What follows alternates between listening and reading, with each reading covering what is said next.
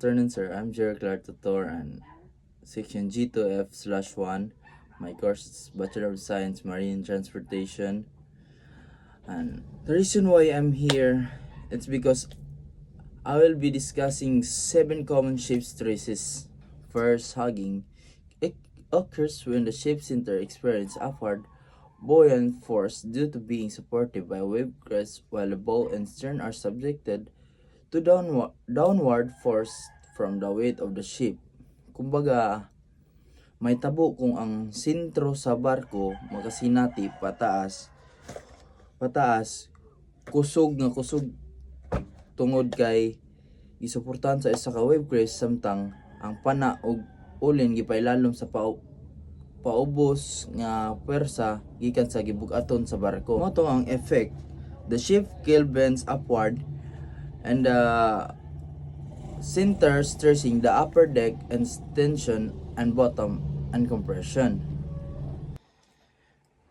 When the third is shear force.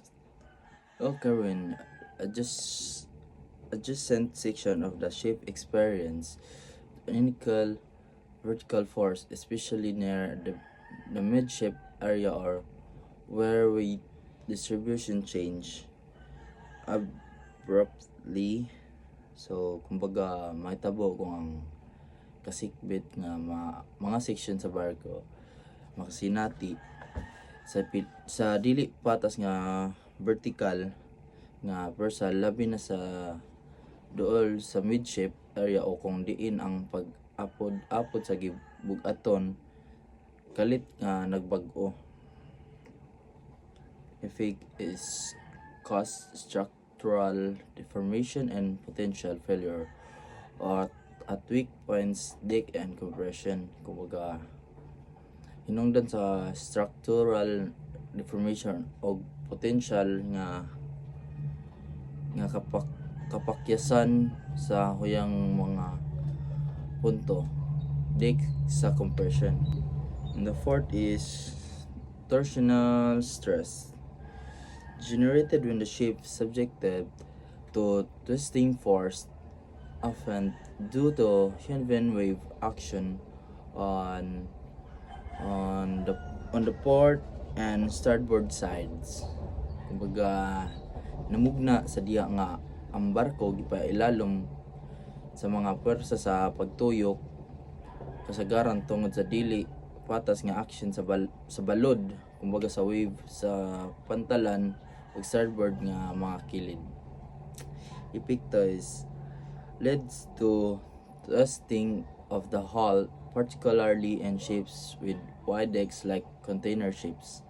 Like, mututol sa pagtoy sa kasko, ilabi sa mga barko nga adunay lapad nga mga deck sama sa mga barko sa container. And the fifth is punting, alternating inward and outward movement of the hull plates near the bow and stern due to change in water pressure as the ship pitches or encounters waves. Kumbaga, alternating inward o outward nga paglihok sa hull plates dool sa bow o stern tungod sa mga kausaban sa pressure sa tubig samtang ang barko mo pitch o makasugat og mga kusog nga balod. Effect can lead to fatigue and weakening of hull plating. So, kumbaga, may mong musangpot sa kakapoy o pagkahuyang sa kasko sa plating.